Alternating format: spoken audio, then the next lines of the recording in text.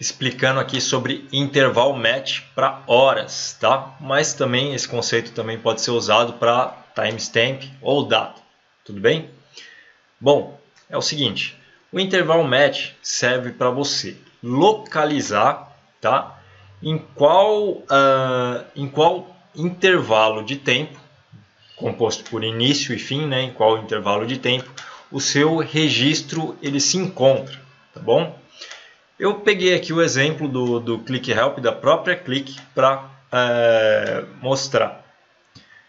Aqui a gente tem o horário dos eventos. Tá? Os eventos aconteceram meia-noite, 8 horas, 11h43.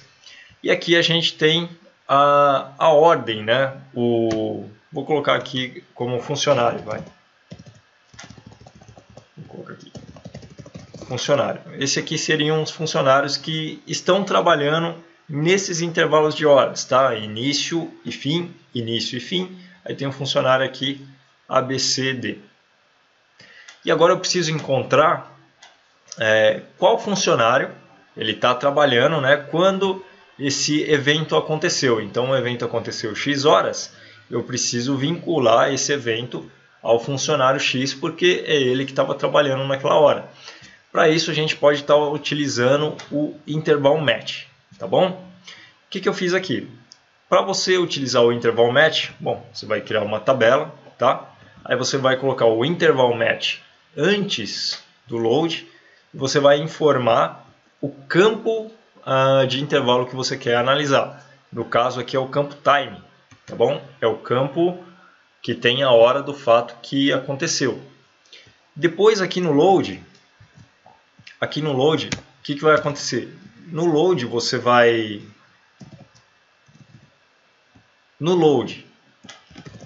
vai informar o primeiro campo, sempre a data inicial do intervalo.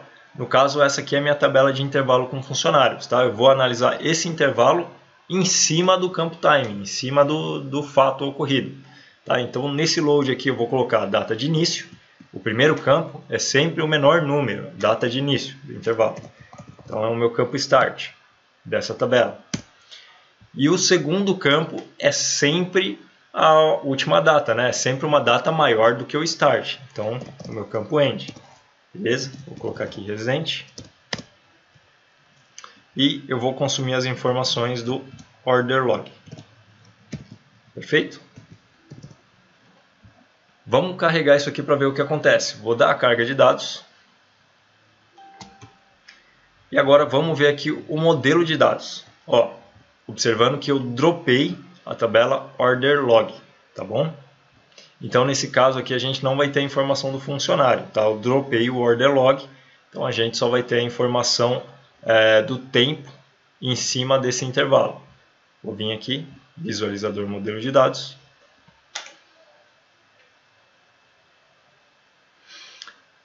E a tabela que foi criada é essa aqui, né? Intervalo. O intervalo, o que ele possui? Ele possui o campo time, que é a hora, né, que vai bater pelo atendimento. Aqui ele possui o campo start e o campo final, tá? Quando iniciou e começou esse intervalo. Então, o intervalo da 1h18 foi atendido pelo funcionário que estava das 1 às 03h35. Depois, o evento que aconteceu às 2h23 foi atendido pelo mesmo funcionário.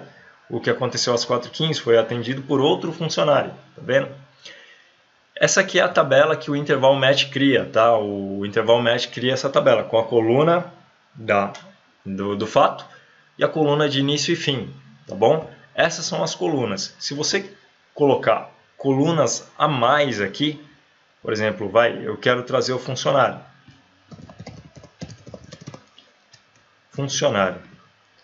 Ele vai dar um erro, tá? Por quê? O interval match ele também serve para, além de intervalo de início e fim, também serve para você checar outros tipos de chaves, né? Vai que você tenha duas ou mais filiais, né?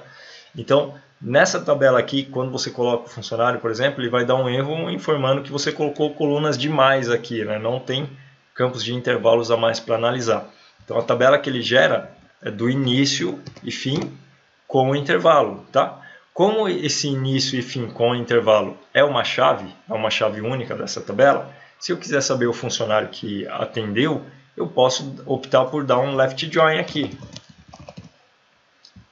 E ele vai ligar com essa tabela e eu vou saber que funcionário atendeu qual hora. Tá? Opa, eu dropei aqui embaixo. Deixa eu tirar o drop, senão a minha tabela vai sumir. Aí eu estou levando aqui para a tabela ordem log, né, o intervalo que foi atendido, junto com o time, para ele me dizer qual funcionário que atendeu qual intervalo. Então tem aqui ó, o order log, agora ele tem ó, coluna mais funcionário com time e o data start e data fim, tá bom? Esse aqui é um ponto que você tem para você poder trabalhar com o interval match.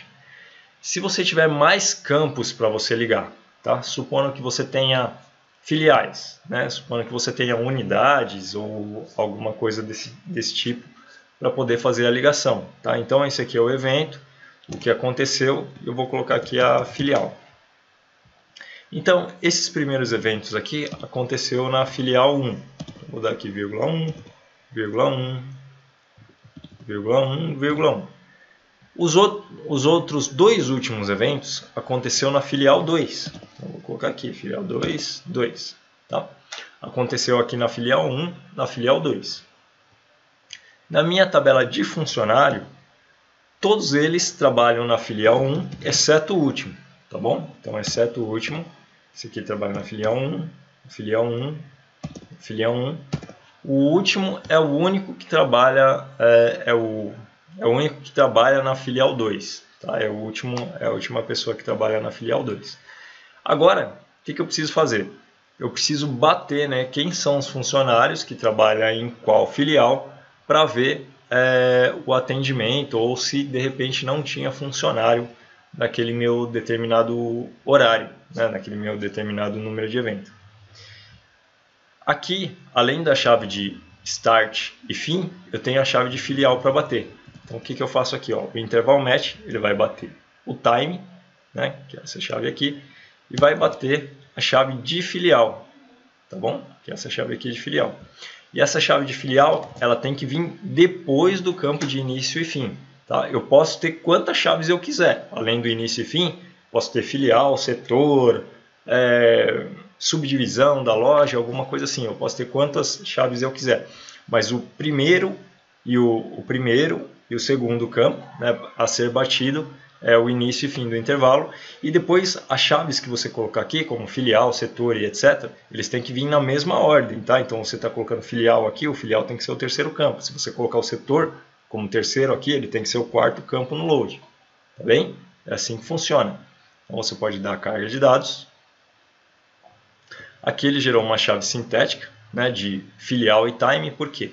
Agora a minha tabela order log ela não se liga apenas pelo campo time, né? Ela tem que se ligar pelo campo time e filial. Então vamos ver aqui o modelo de dados. Então a gente tem aqui o nosso modelo de dados, ó, e a tabela order log, tá vendo? A tabela order log, agora ele não está listando aqui porque está aqui na chave sintética, mas você tem o campo time, filial, start, end e funcionário. Tá? Você vai ter todos esses campos aqui agora. Se você quiser ligar a tabela principal, o que você faz? Você viu que foi criado o campo time e filial, e esse campo time e filial se tornou uma chave, né, para você trabalhar ela depois.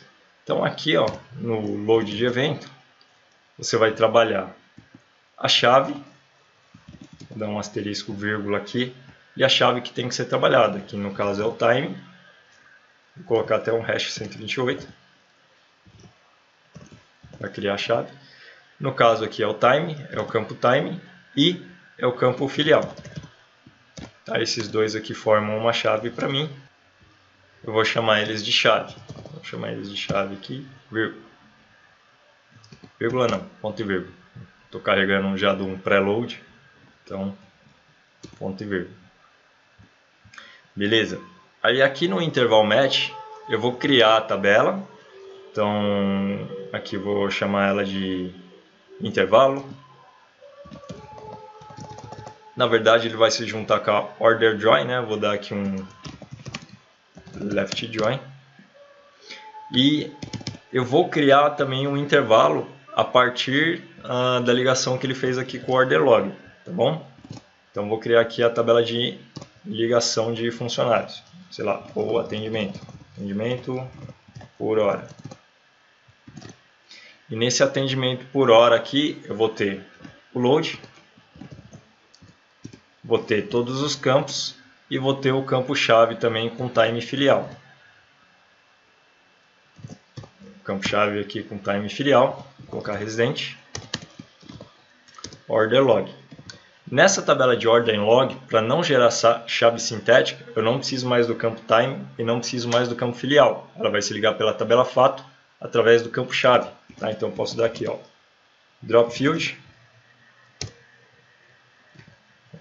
drop fields, aí os nomes do campo é o time, que eu não vou precisar mais, nem o filial, eu também não vou precisar mais, da tabela atendimento por hora. Perfeito?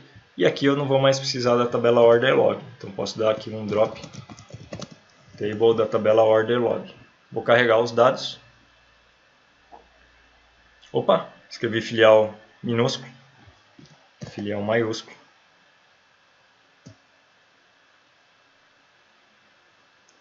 E agora eu já vou ter a minha ligação por chave. Ó, vou vir aqui no meu visualizador modelo de dados. Já tenho a minha ligação por chave. Eu sei qual funcionário atendeu qual horário e evento em determinada filial. Tá? Agora já está ligado. Se eu vim aqui na tabela, existem combinações que vão dar nulo. Tá? Eu sei que entrou algum fato lá, algum cliente que entrou na loja. E eu não tinha funcionário para atender ele nessa loja, nessa filial, nesse determinado evento. Tá bom? Então vou estar adicionando aqui os campos. Vou colocar o evento. Eu vou colocar também a hora do evento. Deixa eu ver aqui qual que é o campo de hora do evento. Esqueci. O campo time.